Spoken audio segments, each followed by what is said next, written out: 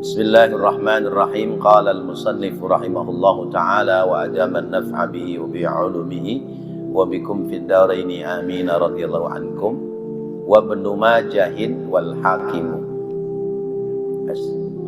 wa tirmidzi wa akhraja at-tirmidzi, dan mencatatkan hadis Imam At-Tirmidzi an Ibni Abbasin, dari sahabat Abdullah ibnu Abbas. Qala, dia berkata, qala Rasulullah, bersabda Rasulullah sallallahu alaihi wasallam, li ashabil kaili wal wazni, bagi pemilik takaran dan timbangan,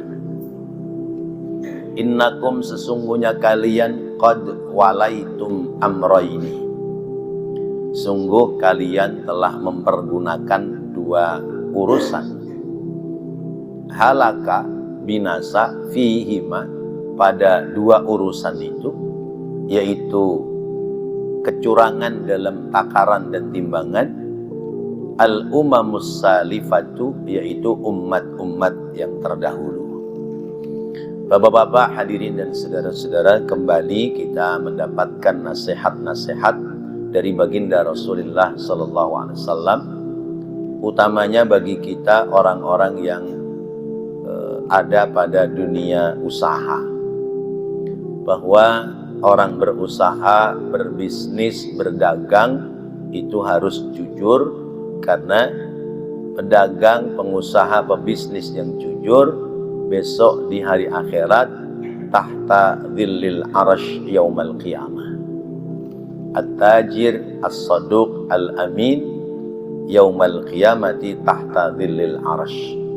Pedagang yang jujur, yang amanah, yang melaksanakan usaha dagangnya dengan baik, besok di akhirat bakal mendapatkan naungan dari Allah Subhanahu wa taala, yauma la dhilla illa dhillu, hari di mana Allah tidak memberikan naungan kecuali, tidak ada lagi naungan kecuali naungan dari Allah Subhanahu wa ta'ala.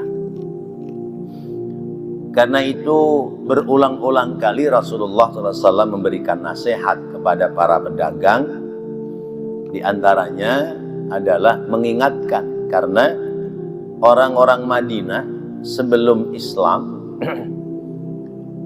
itu mereka dalam berdagang punya standar ganda.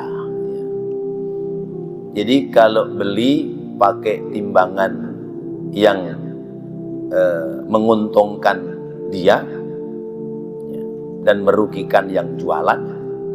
Kalau jual memakai timbangan yang menguntungkan dia juga dalam menjual, sehingga merugikan pembeli. Itu namanya standar ganda. Jadi timbangannya dua macam. Kalau nimbang buat pembelian, pakai timbangan yang dilebihkan untuk dirinya. Dan ketika menjual dagangannya, menggunakan timbangan yang dikurangkan untuk yang membelinya. Karena itu Rasulullah mengingatkan, ya, sesungguhnya rusaknya umat-umat terdahulu karena mereka melakukan kecurangan dalam perdagangan. Sebab ketika orang usaha, orang dagang melakukan kecurangan, berarti tidak ada kestabilan di pasar. Pasar menjadi tidak stabil, sehingga orang itu khawatir ketika belanja. Makanya masuk di TikTok, ya, ada orang perempuan beli bensin, ya. Tukang bensinnya dilihat orang perempuan beli bensin meleng, ya, ya, botol kosong dituangin, ya, ke dalam, ya, tangki bensinnya. Orang perempuannya karena memang sudah tahu ini tukang bensin curang, maka bayarnya pakai duit-duitan, duit palsu. Jadi ini namanya sudah saling mencurangi antara satu dengan yang lain. Nah, kalau kecurangan-kecurangan itu sudah muncul dalam dunia bisnis, dunia perdagangan, berarti akan muncul ketidakstabilan. Kalau ini berjalan ke seluruh pelosok, maka nanti akan ada ketidakstabilan dalam perdagangan yang kemudian bisa jadi imbasnya adalah tidak imbang antara keuangan negara. Bisa jadi menimbulkan surplus uang. Ya. Kalau surplus uang apa namanya? Inflasi. Ya. Kelebihan uang daripada harta dagangan. Nah, jadi pelaku-pelaku usaha di kelas kita yang bawah maupun di kelas ya, yang konglomerat itu semua harus mengikuti aturan yang ada. Hanya celaka lagi ya. Hanya yang jadi masalah ya, yang orang Islam tahu bahwa melakukan kecurangan itu dosa, tapi melakukan kecurangan. Apalagi kemudian orang-orang di luar orang Islam. Ya. Orang bisnis, usaha, dia bukan orang Islam, tidak ngerti batas-batas mana halal, mana haram. Ujung-ujungnya ya sudah, pokoknya kembali kepada prinsip ekonomi ya, dengan modal yang sedikit supaya mendapati keuntungan yang banyak. Ujung-ujungnya tipu-tipu ya, tipu-tipu. Nah, kalau sudah seperti itu maka orang akan rusak ya. Rusak dalam artian roda ekonomi menjadi tidak stabil, kemudian akan datang kemurkaan Allah, dicabut keberkahan Allah, akhirnya ya, tidak lagi stabil kehidupan ekonomi. Sehingga kata Allah, walau anna ahlal qura amanu wattaqau lafatahna alaihim barakatim minas samai wal ardh. Seandainya penduduk satu negeri mereka beriman dan bertakwa kepada Allah, maka pasti kami Allah akan membukakan pintu keberkahan, baik pintu berkah dari langit maupun pintu berkah dari bumi. Walakin kadzabu, tetapi kebanyakan penduduk negeri itu mendustakan ya, kebenaran Allah. Fa akhadnahum bima kanu yaksibun, maka kami ambil itu pelan-pelan keberkahannya dari apa yang mereka usahakan. Ini janji Allah. Janji Allah seperti itu. Sementara dunia usaha, dunia bisnis sudah dikuasai oleh apa namanya?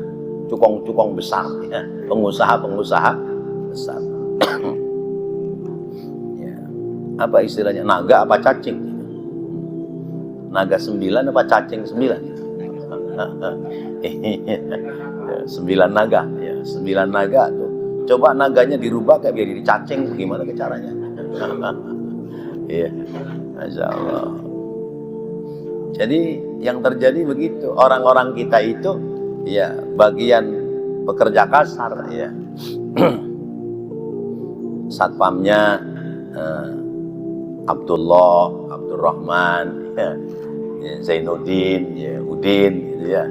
Ya, terus kasirnya Fatimah, Zainab, gitu ya. Nah, terus bosnya Cuilan Seng, gitu ya. Bosnya Cuilan Seng. Nah ini, ya kan kejadiannya seperti itu, ya Cuilan Seng, gitu ya. Seng dicuil-cuil, gitu. Ya Allah. Nah ini namanya sudah tidak stabil perekonomian kita. Dulu saya sempat punya ide, kalau ada Alfamaret, ada Indomaret, bagaimana kalau kita umat Islam bikin Al-Fatihah Maret?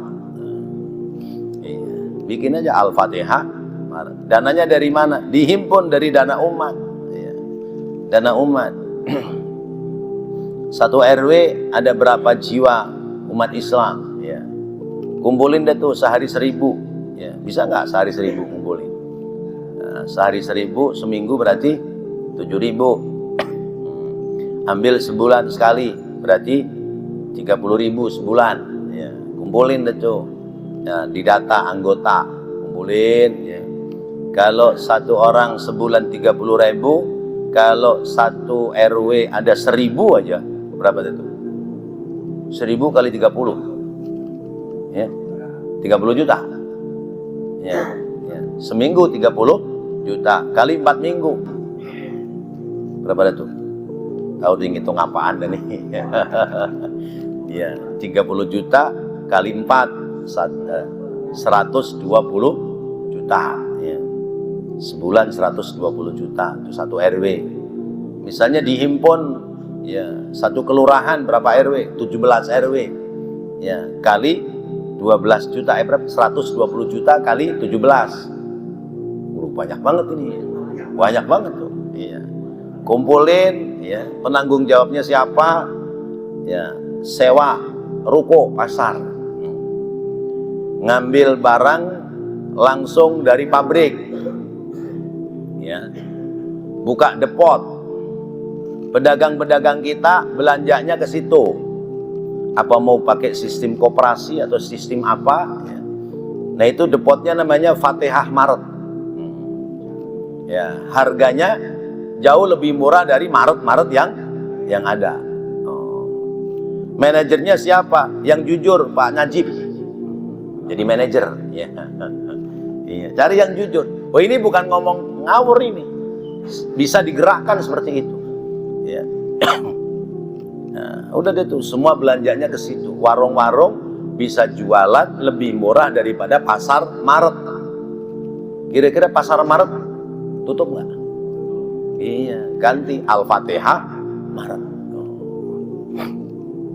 Nah, nanti orang-orang kita itu, ya, manajernya Muhammad Najib, ya, nanti satpamnya, stafnya semua orang-orang kita itu, ya, nggak tadi cuilan seng gitu. Nah, itu sesungguhnya bisa digerakkan ke arah sana. Cuman kadang-kadang kalau sudah bicara duit, orang kita udah duluan curiga. Ntar yang ngurusin siapa? Bener nggak dia ngurusinya? Iya, ya dia, emang bisa dipercaya dia? Oh, udah, kagak jadi dah. Itu. Nah, itu. Jadi gerakan-gerakan seperti itu sesungguhnya bisa digerakkan. Atau misalnya, ya, kumpulan majelis taklim di sini berapa jamaah ini? Ada 40 orang, ya. Tiap ngaji kumpulin dah tuh 5.000, 5.000, 5.000, ya. Tapi jangan kurangin kotak amal. Ngumpulin 5.000, kotak amal nggak diisi, ribet juga. Boleh dalam sebulan berapa, setahun berapa, buat usaha apa. Oh, sekarang yang lagi musim apa itu, ayam goreng apa, geprek, ya. Bikin outlet misalnya. Bikin outlet satu, siapa yang dipasrahin dagang, ya. Udah bikin satu, udah maju jalan, bukan lagi tempat lain. Rasa-rasanya bisa seperti itu, ya. Ya, cuman itu tadi, ya, penggeraknya siapa, ntar duitnya bagaimana, ujung-ujungnya udah dah, nggak usah dah. Jadi yang berat itu, yang susah itu memulai.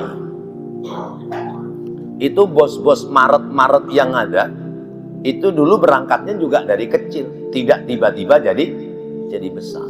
Cuman karena punya keberanian, ya, akhirnya bisa bergerak menuju kepada kesuksesan. Nah, nggak tahu kapan kita bisa begitu. Mungkin kalau struktur pemerintah, presidennya, menterinya, ya, sampai gubernur, wali kota, lurah camatnya, orang-orang Islam yang amanah barangkali baru bisa. Cuman nggak tahu kapan. Ya, nungguin gagak putih datang kali ya.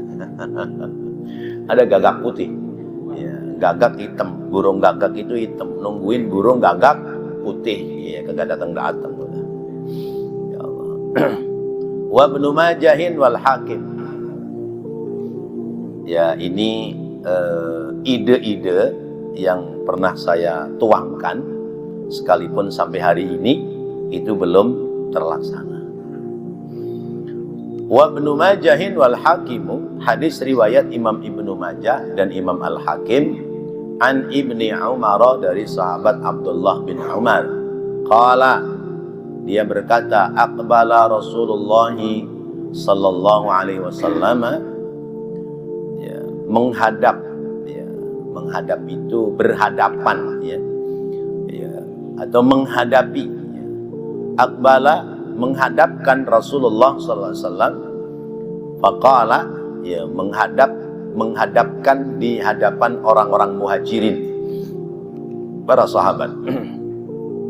Faqala, kemudian Rasulullah bersabda, ya ma'asyiral muhajirin, hai sekalian orang-orang muhajirin, khamsu khisalin, 3 hal, idzab talaitum bihinna, apabila datang ujian itu, ya, kepada kalian, bihinna, 3 macam, wa a'udzu billahi, dan aku mohon perlindungan kepada Allah, antutrakuhunna, untuk mendapati 5 ujian itu. Aku mohon perlindungan kepada Allah supaya tidak mendapati 5 ujian. Apa? Yang pertama, lam tadharal fahishatu fi qaumin qattun, tidak muncul fahisyah, ya, perbuatan keji, fi qaumin, pada satu kaum, qattun, sedikit pun, fayu'linu, maka ditampakkan, biha, pada kaum itu, illa, kecuali, fasya, menyebar, fihim, bagi mereka, at-ta'unu, penyakit ta'un, wal auja'u, dan penyakit kelaparan, allati lam takun, yang tidak terjadi, madat, pada waktu dahulu, fi aslafihim, pada orang-orang yang telah berlalu, alladzina madaw, yang telah lewat waktunya. Yang kedua, walam yanqusul kaila wal mizana, dan tidak mengurangi takaran dan timbangan, illa, kecuali, ukhidhu, akan didatangkan siksa, bisinina, pada tahun-tahun berikutnya, wahia, dan dia, al-amul muqhitu, yaitu tahun-tahun yang serba kekurangan, alladzi la tambutu, yang tidak tumbuh, al-ardu, bumi, fihi, padanya, syai'an, akan sesuatu, yang bumi tidak lagi ditumbuhi, tak tumbuh-tumbuhan, waqa'a matarun, sebab tidak turunnya hujan, aula, atau tidak, wa syiddatul mu'nati, dan mahalnya harga pangan, wajurus sultani, dan jahatnya para penguasa. Kemudian yang ketiga, walam yamna'u zakata amwalihim, dan mereka tidak menahan kewajiban zakat harta mereka, illa, kecuali, mana'u, mereka menahan, al-qatra, hujan, minas sama'i, dari langit, walaulal bahaimu, dan seandainya tidak karena binatang ternak, lam yamturu, Allah tidak akan menurunkan hujan kepada mereka. Kemudian yang keempat, walam yanqudu, dan mereka tidak menyalahi ahdallahi, janji kepada Allah, wa ahda rasulihi, dan janji kepada rasulnya, illa, kecuali, sallatallahu alaihim aduwan, sallatallahu, menguasakan Allah, alaihim, kepada mereka, aduwan, musuh-musuhnya, min ghairihim, daripada selain mereka, fa'akhadhu, maka mereka mengambil, ba'dha ma fi aidihim, sebagian dari apa-apa yang ada di tangan mereka.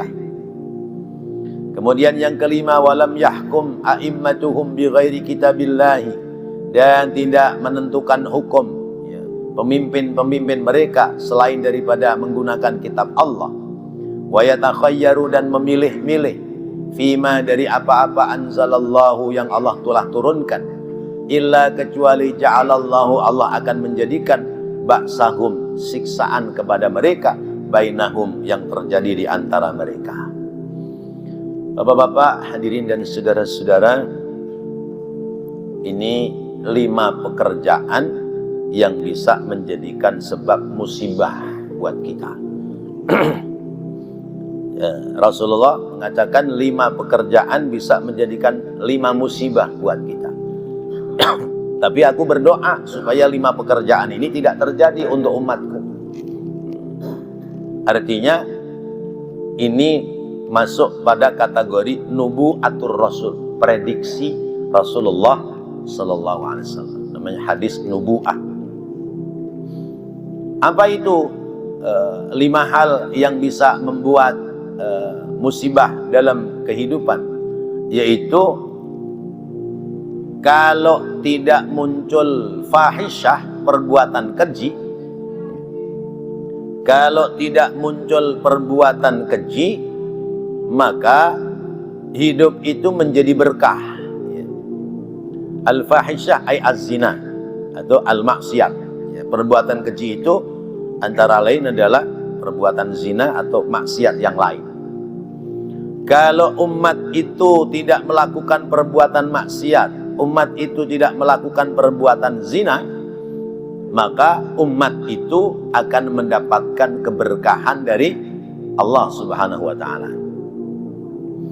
Jadi tidak akan muncul penyakit, macam-macam penyakit.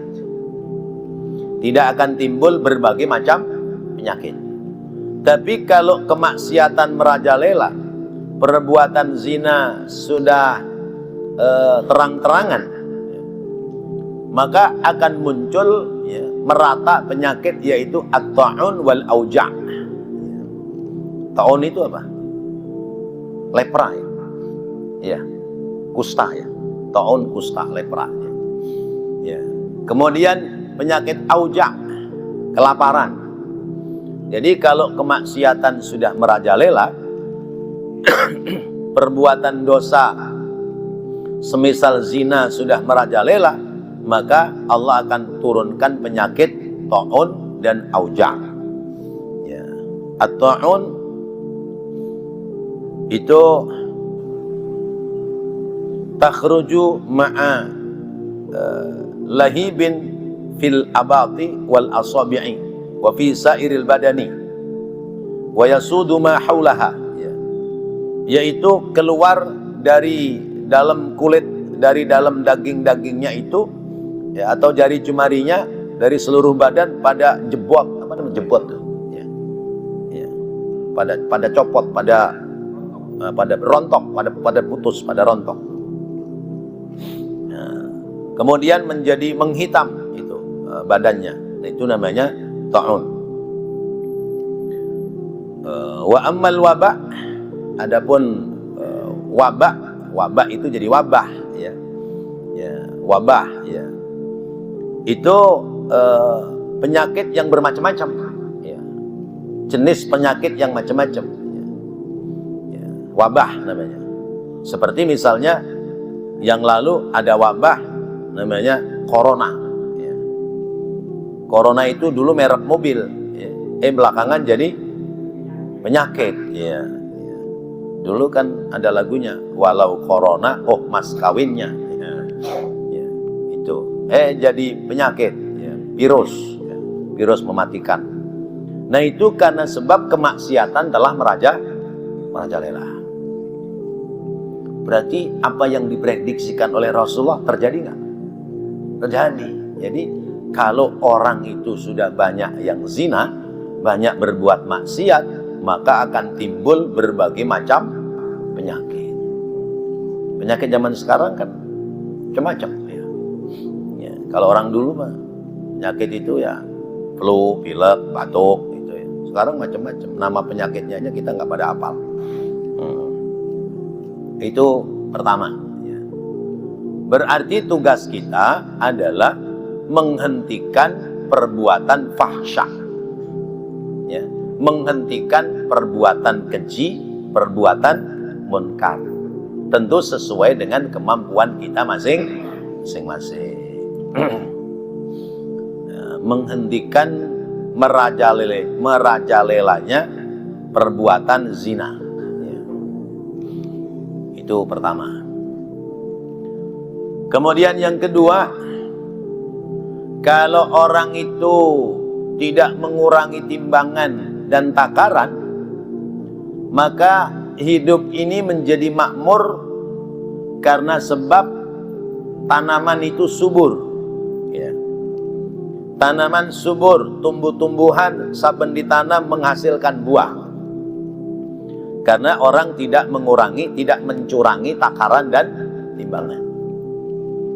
Berarti manakala orang itu mengurangi takaran, mengurangi timbangan, mencurangi timbangan, maka kesuburan itu sebagai bentuk berkah tanah yang diberikan oleh Allah, itu kesuburannya diangkat. Tidak lagi ada kesuburan pada tanahnya, sehingga la tambutul ardu fihi syai'an waqa'a matarun aula. Ya. Tidak tumbuh tanaman, kalaupun tumbuh tanaman tidak menghasilkan panen yang bagus, ya, karena hujan menjadi tidak menentu turunnya. Kejadian enggak? Nah, ini musimnya mestinya bulan Agustus itu atus, ya. Atus itu udah mulai mengering. Nanti September kasep-kasepnya sumber, ya. November baru dibuka kenopnya sumber. Desember gede-gedenya sumber. Januari hujan sehari-hari. Dulu kata guru di sekolahan begitu. Tapi ya, cuacanya sekarang hari ini panas, besok tahu-tahu hujan seharian. Berarti cuaca tidak menentu. Nah, dari situ kemudian muncul macam-macam penyakit. Kemudian tanaman, ya, misalnya orang-orang kita, petani udah tahu, oh nih musim kemarau, tanamnya apa? Misalnya kedelai, jagung, atau tanaman-tanaman kemarau. Begitu ditanam hampir panen, hujan. Ya, akhirnya nggak panen. Nah, ini terjadi seperti itu. Kenapa seperti itu? Karena banyak orang yang mengurangi takaran, mengurangi timbangan. Masya Allah. Jadi apa yang disampaikan oleh Rasulullah ya sesuai. Tuh. Akhirnya apa? Syiddatul mu'nah. Harga-harga menjadi mahal. Kemudian jurus sultan, ya, penguasanya menjadi jahat, ya, pada memperkaya diri. Penguasanya memperkaya diri. Ya. Zaman sekarang bagaimana? Udah sampai belum ini? Ya, ya. Udah. Ya. Jadi yang kaya makin kaya, yang miskin makin miskin. Ya Allah. Ya. Rakyatnya nyari duit susah, wakil rakyatnya ya, naik lagi gajinya. Iya, Masya Allah. Wakil rakyatnya joget-joget, rakyatnya pada nangis. Ya Allah, ini mewakili apa enggak itu kira-kira? Ya. Dibilang DPR dibubarin, marah-marah. Ya. Bubarin marah-marah dia ya. Ya. Marah orang, itu pendaringan dia orang ya. Ya Allah. Guru beban negara, ya. Menteri-menteri subur makmur, wakil menteri subur makmur, ya. Rakyat susah, ya Allah. Negeri Konoha itu namanya, ya. Bukan negeri kita, negeri Konoha katanya, ya Allah. Ada wakil menteri yang udah ketangkap, ya. Ternyata mobil mewahnya bererot, gimana ini, ya. Ya. Kalau di SUT itu bahasanya membela rakyat. Nggak tahu rakyat yang mana yang dibela. Ya Allah. Lalu kemudian yang ketiga, walam yamna'u zakata amwalihim illa mana'ul qatra minas sama walaulal bahaim lam yamturu. Ya. Kalau orang itu mengeluarkan zakat, maka tanamannya, penghasilannya bagus. Ini petani ya. Kenapa petani di sawah sering banyak kena serangan hama? Hama wereng, hama tikus, hama keong emas, ya, hama macam-macam. Itu sesungguhnya nyemprotnya, ngobatinya bukan oleh obat-obatan binatang yang ada, tapi ngobatinya adalah keluarkan zakatmu dengan benar. Ya. Maka ada satu cerita di komplek persawahan itu, ya, sawah orang itu tanamannya pada dimakan tikus, tapi ini sawah orang ini satu pun nggak ada yang dimakan tikus. Nah, usut punya usut, ternyata orang ini kalau panen itu hasil panennya dibagi 3. Sepertiga sebagai harta zakat, sepertiga dibagikan kepada fakir miskin, sepertiganya baru dibawa pulang untuk kebutuhan rumah tangganya. Nah, itu contoh. Nah, itu petani. Lah kalau orang-orang kota, ya, pedagang, kenapa orang dagang kok nggak kelihatan ada hasilnya? Keberkahan tidak muncul. Boleh jadi karena tidak mengeluarkan zakat sesuai dengan ketentuan yang ada. Tapi kalau keluarkan zakat sesuai dengan ketentuan yang ada, itu Allah menjamin yamhaqullahu riba wa yurbis shadaqat. Allah akan menghancurkan harta riba dan Allah akan menumbuh kembangkan harta yang dikeluarkan zakatnya atau sedekahnya. Jadi itu janji-janji Allah. Coba yang punya usaha, punya dagangan, ya, dalam 1 tahun direken, didata modalnya berapa, keuntungannya berapa, lalu kemudian keluarkan persentasi zakatnya. Kalau belum berkewajiban zakat, ya keluarkan sedekahnya, pasti akan bertambah berkah. Jadi kalau orang menahan zakat dari harta mereka, khususnya para pengusaha, para petani, itu nanti dia itu sesungguhnya menahan air hujan, menahan keberkahan dari langit. Kalau sebab Allah tidak melihat binatang ternak yang pada kehausan, maka Allah tidak akan menurunkan air hujan. Kalau tidak karena melihat makhluk-makhluk Allah selain manusia, seperti binatang dan tumbuh-tumbuhan pada mati karena kekeringan, maka Allah tidak akan turunkan air hujan. Gara-gara orang mani'uz zakat, pada menahan tidak mengeluarkan harta zakat. Kemudian yang keempat, walam yanqudu ahdallah. Kalau orang itu memenuhi janjinya kepada Allah dan Rasulnya, maka Allah akan memberikan kemenangan kepada mereka. Tapi sebab mereka tidak memenuhi janjinya kepada Allah dan Rasulnya, maka sallatallahu alaihim aduwan min ghairihim fa'akhadhu ba'da ma fi aidihim. Maka Allah memberikan kuasa kepada musuh-musuh dari orang-orang yang tidak melaksanakan janjinya kepada Allah dan janjinya kepada Rasulullah SAW.